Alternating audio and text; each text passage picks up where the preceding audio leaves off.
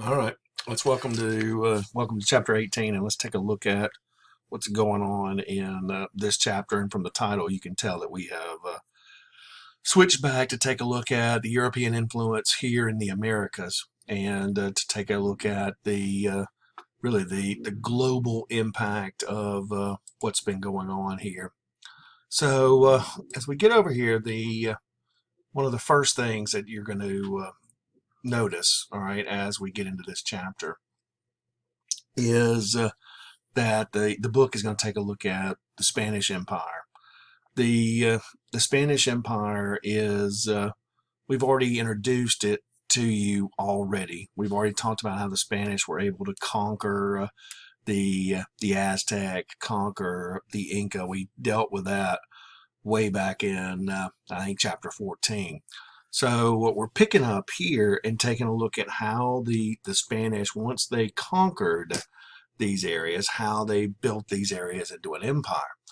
And so when you get into this section of the text, you guys can see that they're talking about administration, how they began to rule this area. And you'll read about the viceroyalties. You can see that right there in the middle of the page. Okay, New Spain, which is in Mexico City, or the capital was in Mexico City, Peru, and New Granada and La Plata. And so you can figure out what they're sort of doing here. They're trying to build an administration to make sure that whatever they find here in the Americas, that they can rule over it effectively. They can tax it because that tax money is going to go directly to the king. Okay, so make sure that you sort of figure that out as you kind of plow through this at the very beginning. The You see the influence of the Catholic Church, especially with how the Native Americans are treated. You're going to see the development of a a social system here that is based on skin color, but also place of origin. The people that come directly from Spain here to America to rule, they're called peninsulares, and they're at the top of the social ladder. People that are born here, even though they may be born from to 100% Spanish parents, they become referred to as Creoles, okay, and in Spanish Criollos, but here in America we start anglicizing that into Creoles, and they will be less in. They will be in a lower position on the social ladder, and then you end up with the mixed races as well. So, by the way, remember that I told you there are these viceroyalties. There's New Spain, okay, New Granada, Peru, and then La Plata. So essentially, they divide the North American and South American continents into four major viceroyalties. And that's how the king back home in Spain would rule. He would send a viceroy over here, and that king would rule in the name of, or that viceroy would rule in the name of the king. The One of the things that the Spanish do find over here is well, we've already talked about sugar, okay, and some of these areas are going to be major sugar producing areas. Let me go back to the map for a second. Brazil, which is Portuguese, remember, this is not a Spanish territory. This is actually a Portuguese territory. But Brazil becomes a major sugar producing area. But so too do these areas right here. Okay, the islands out here, all right, are going to become major sugar producing areas, and those are Spanish.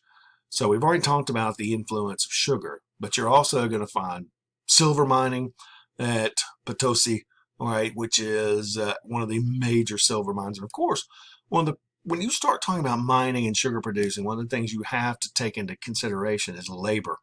And in the beginning, you would see that the Spanish would try to use the Native Americans as a labor supply.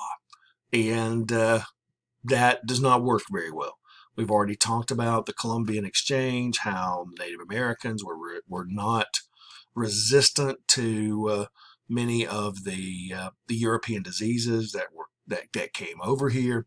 Okay, so you're going to have to find an alternative labor source. The hacienda system is one of the you see this in more rural areas. Okay, large estates owned over by a landowner, and agriculture was produced there. So you've got silver mining going on, you've got agriculture going on. Okay, so there is the need for this labor, and of course you get into how African labor is eventually going to replace the Native American labor, which dies off and becomes more difficult to deal with. The down here we talk a little bit about colonial society. I told you about that already a little bit, and you'll see how the Spanish will create a colonial society here. Okay, so as you read through that, you'll see how the social system stacked up, and how it used or was used to help govern over these areas. Now later on, it's going to become an issue. Creoles, who are second to really Peninsulares, who don't find themselves at the top of the social ladder, even though they're 100% Spanish, will eventually come to resent that, and you'll see them be one of the major leaders of the revolts later on against the Spanish, but that's not going to come for a while. You'll also kind of hear about the mixed races, and that's in here too, mestizos, mulattoes, who are part of the mixed races, and because you'll have Spanish marrying Indian, you'll have Spanish marrying African, and those produce a mixed form, which puts them sort of in the middle of the social ladder because they do have some Spanish blood. And then at the bottom of the social ladder, you'll find the Native Americans and the African laborers. Okay, so when you talk about Portuguese, you'll see some of the idea of the casta system. All right, the caste system. So make sure that you take a look at that as well. Okay, the castas is a Spanish term or Portuguese term. We see it a lot when we talk about Indian society, which had these permanent, almost immovable castes that were based on your place in society, and it's the same thing. Eventually, this Spanish social system is going to put you into a place, and you're born into a place, and that's pretty much where you're going to stay. You're born into a specific part of society, and social mobility upwards is not really very common. So you'll read about some of that. Okay, so after reading about Mexico, all right, after kind of dealing with Mexico, you shift and talk about the Portuguese in Brazil. We talked about sugar already. You'll be reading that, and as you get into there. Okay, so sugar plantation, sugar economy, okay, is a major deal for the Portuguese, and it's very difficult. Okay, it's a difficult way to do agriculture, and that's why African labor becomes such a big deal. Next, the textbook shifts to the Portuguese, from the Portuguese to the Dutch. Okay, excuse me, we talked a little bit about the Dutch earlier, and we talked about how important they were in places like India and in Southeast Asia, where they became very powerful. The Dutch East India Company, one of the most powerful trading conglomerates really in the world. But the Dutch also have some contact here in America. They'll actually settle what today is New York and New York City. And New York City, before it became New York City, was New Amsterdam. So the Dutch actually will try to settle some places here in America as well. That does not last very long. The British will boot them out and take control. The French will also have some influence here in America. In North America, the French will establish Quebec. They will explore the Mississippi River all the way out into where New Orleans takes place, or where New Orleans is, and so they'll explore the Mississippi River region. They will establish tremendous relationships with the Native Americans. They will do an excellent job of learning how to trade with the Native Americans. And a lot of those furs that were traded here in America end up going back to Europe, turned into finished goods, and that produces a a huge amount of profit for the Spanish. Fur trade was very lucrative for them. So you'll also see, you'll talk about how the French will expand on the fur trade. Okay. But one of the differences between the French and everybody else, because we're about to shift to the English, is that the French weren't necessarily pushing colonization. They weren't pushing people over here. So there's, even though the French have fingers in a lot of different areas in North America, they don't have a tremendous amount of people here. That will come back to bite them a little bit later on. The English settlement begins during this period as well. You'll read about the English making their first permanent settlements in Virginia at Jamestown, then beginning to spread up and down the East Coast and forming those 13 original colonies stretching from Georgia in the south through the Carolinas, Virginia, and then up all the way to Massachusetts and New Hampshire. A lot of these areas are very agricultural, different types of agriculture though.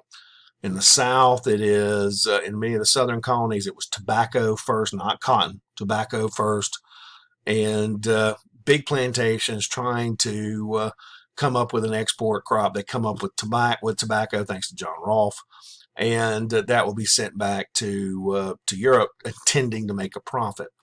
You transfer yourself up to New England, though, and you find much more subsistence agriculture, nothing done in a big scale because the land simply won't sustain large scale agriculture in New England.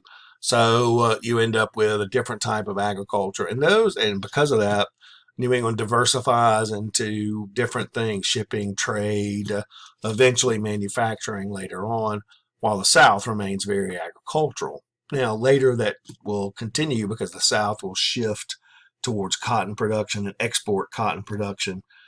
One of the big differences between these areas is also the use of slavery. Slavery will creep into Virginia, and then will begin to creep into some of the other southern colonies and eventually expand throughout the South because, once again, agriculture is difficult to make a profit with unless you can have a cheap labor source, and slavery, African slavery, will certainly fit that. And you'll read about that in the chapter as well, the beginnings really of African slavery here in North America. One of the things that that we're trying to sort of take a look at here is kind of these comparisons. Okay, Europe has tried to set up many empires here in North America, and you'll find out that they're trying to do it different ways. And the British are doing it their way, the French are doing it their way, the Spanish are doing it their way. But eventually, only one is going to be able to keep this foothold here in North America. And the British are eventually going to become a very powerful force. And that's simply because of what's going on in Europe as well. All right. So as you read through this, you'll get to see some of this stuff come together. As you finish your reading, there are a couple of key terms you ought to be aware of. Viceroyalties especially is really important. Potosi, the silver mine, okay.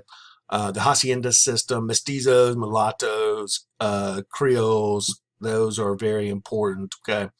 The casta system, all right. So Virginia, New England, things like that. Now, after finishing this chapter, we'll move on and take a look at the next chapter. And I'm not going to do it right now. It'll go into a separate lecture. But I want you to be aware that we've talked about the systems, the governmental systems here in America.